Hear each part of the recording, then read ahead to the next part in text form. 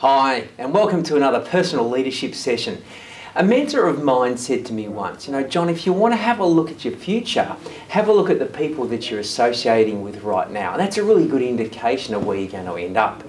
And what that really meant was that the quality of your life or the quality of your future will be determined by the quality of the people that you associate with on a regular basis. So I want to sort of touch on that today. And, when you have a look at the different types of people that we associate with, without categorising them or putting them into a box, let's put them into, let's phrase them or frame them into, one of three different areas. We talk about campers and we talk about climbers and we talk about pullers. So, let me give you some more clarity around what I mean by that. And I want to use, a mountain as an analogy. And if you'd like to sort of zoom on in with me, use an analogy of climbing a mountain, and what business is really like, isn't it? And life is really like, is climbing a mountain. You can start off at the bottom of the mountain, and if you really have a goal and you want to reach to the top of the mountain, there's a few obstacles and challenges that we may have to deal with along the way, and I'm sure we can all relate to that. So let's have a look at the different types of people that you associate with or have come across on your journey so far, and then you can make a decision on the types of people that you'd like to hang out with moving forward. So the first type of person I want to talk about is what we call the climber. Now the climber is someone who's usually, goal-orientated. They've got a decision on where they want to be in life. They have a picture, a vision, a real intention about what they want to achieve in life. That could be personally and also, particularly professionally as well. And so the climber sees life like a mountain. And it says, that's the top of the mountain that I want to get to. So this is where I want to head, the little flag. And they understand that, you start off at the bottom of the mountain and it can usually be fairly cruisy along the way.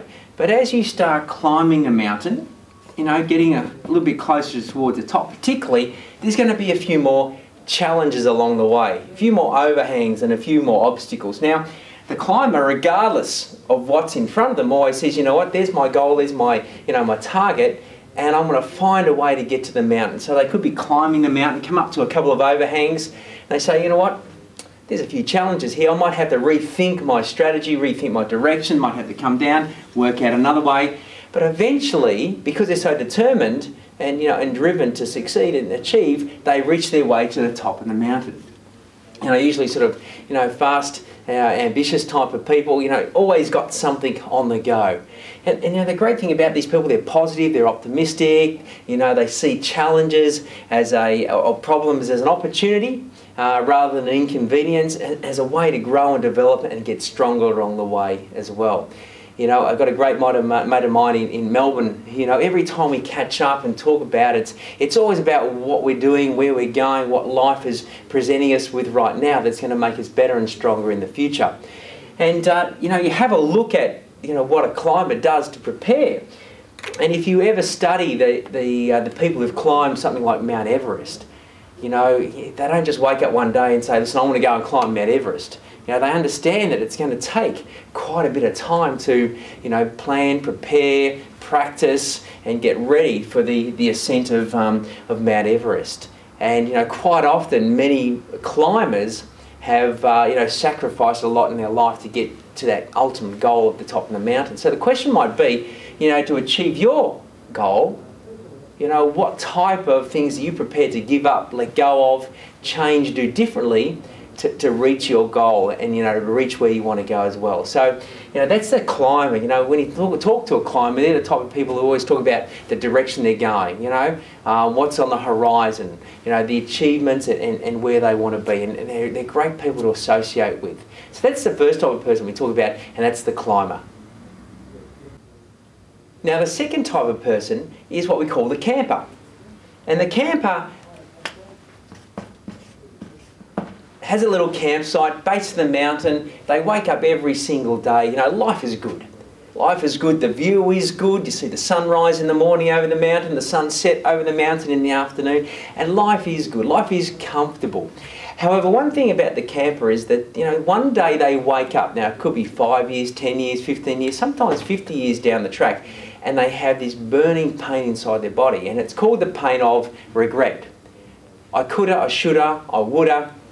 I could have climbed the mountain. You know, I wanted to. I had these ideas. I had these, you know, actions and dreams. But you know what? The campsite was pretty cozy.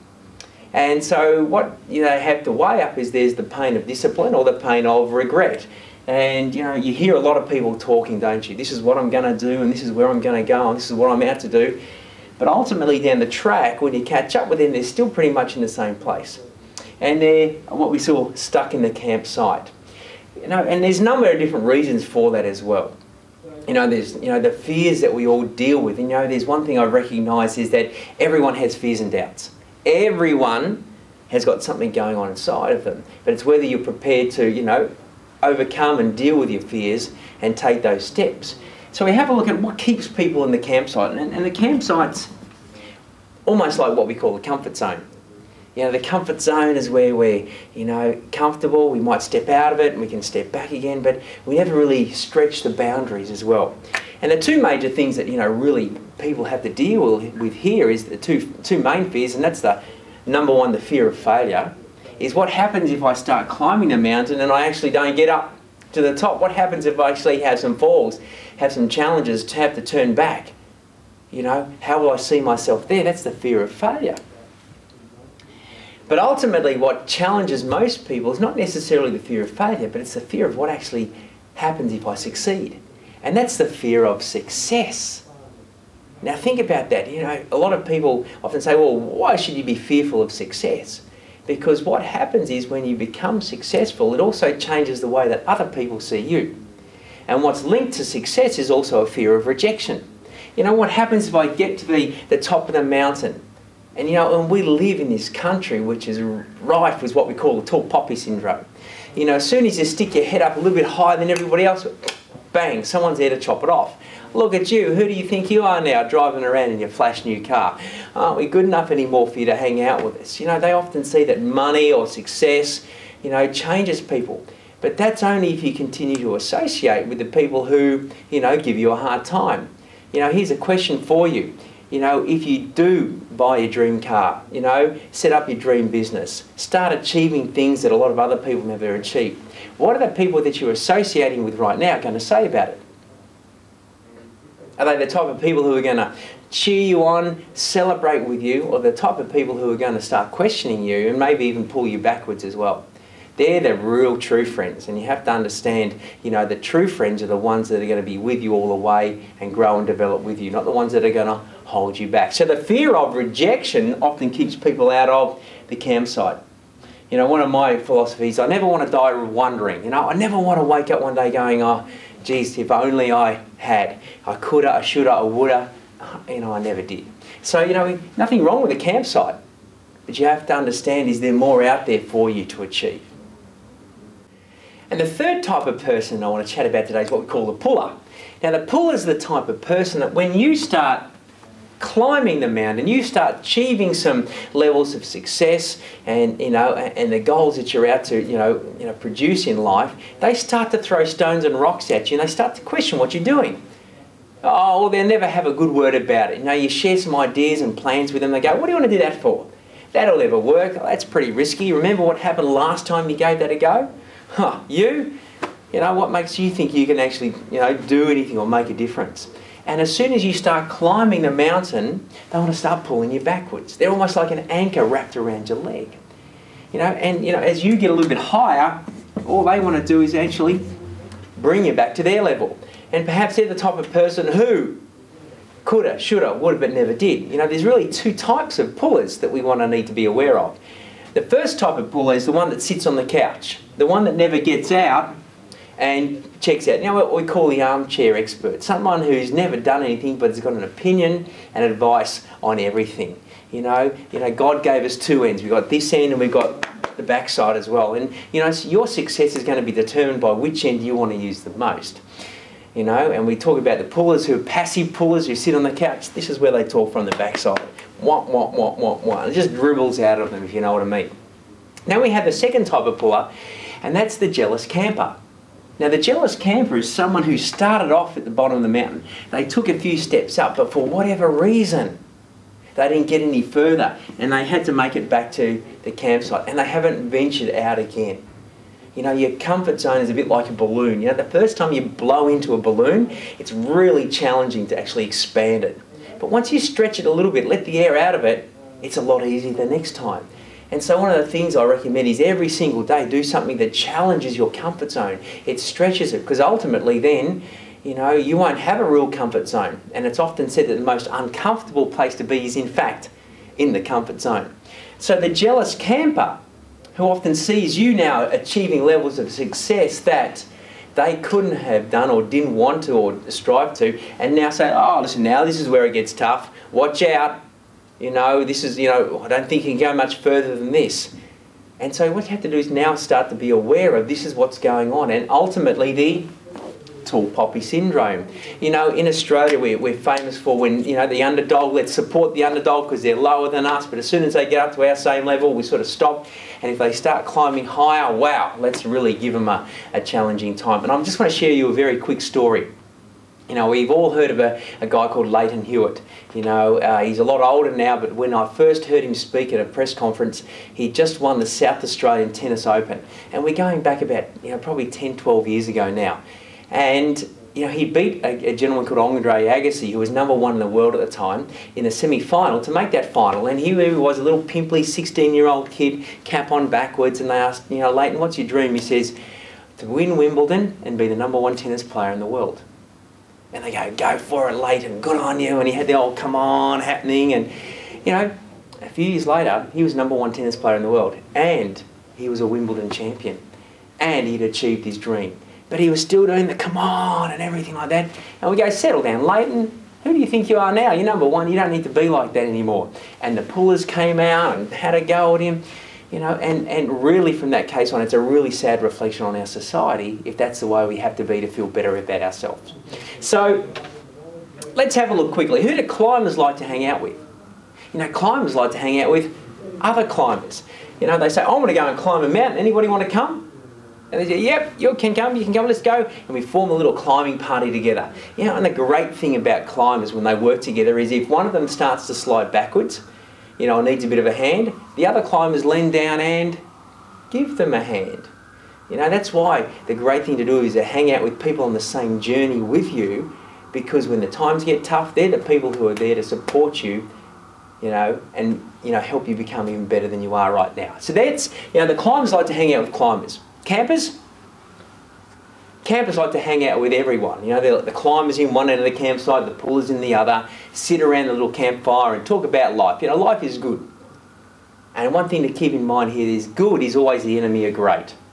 You know, if you're comfortable, you're complacent, life is good, keep in mind life is better than it has been or could be, but, you know, never compared to where it could be. You know, so life can be great. And who do pullers like to hang out with? We know pullers like to hang out with other people that are pullers.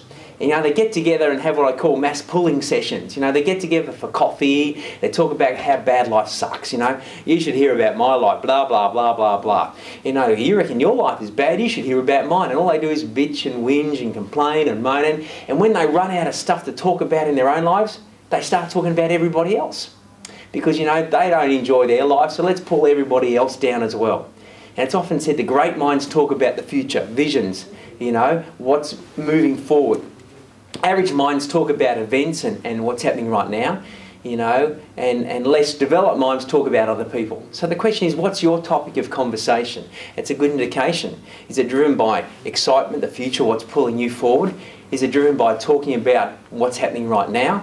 Or is it driven about talking about other people, because that's the only way you can get your kicks is by pulling other people down. And I trust being here at the National College of Business that you're not one of those pullers. But the question is, who are you going to hang out with in the future? Now here's a real challenge. Unfortunately, there's not much room at the top of the mountain. Plenty of room at the bottom. So where do you think the population tends to hang out? Okay, very few climbers, unfortunately a lot more campers, and, you know, even more unfortunately a lot of pullers as well. So the question is, who do you want to hang out with, who do you want to associate with? And, you know, the challenge of relating back to the percentage breakdown is that unfortunately sometimes the biggest pullers in our life can be our closest friends and even our family. You know, there's no right or wrong about this. You know, and let's have a look at your mum and your dad and your family probably love you dearly. But you know, they want to protect you. So every time we want to go out, and this comes down from when we were children and we running around and we trip up and fall over and our parents go, oh, listen, you should have slowed down. Now take it easy. Might hurt yourself. And all of a sudden that is with you now for the rest of your life. So when you're out there running your business, you know, driving your career forward, a lot of people say, oh, you've got to be careful. Don't hurt yourself. That's a bit risky. You know, what you have to do with pullers, you know, they don't deliberately mean to be pullers, but there's two things. Firstly, don't associate with them. If someone has a negative, cynical, sarcastic, you know, pulling comment, and they tend to be that way, run. Okay, listen, just change who you associate with and look at, you know, excluding them from your life. If they're the people who are closest to you, limit the time that you associate with them. You know, you may love your mum and dad and your brother and sister dearly. You may do anything with them, but often associating with them may not necessarily be the most positive way to actually take your future or your career or your business forward as well. So keep that in mind. Not necessarily an easy thing to do, but could logically be the best thing to do. So, who are you going to associate with? The climbers in life, the campers, and the pullers. The choice is actually right up to you. But hopefully this has helped you be a bit more aware and, you know, decide moving forward what you're looking at right now, where your future wants to be, and making the decisions associated with that as well. Have a great day and we'll chat to you soon.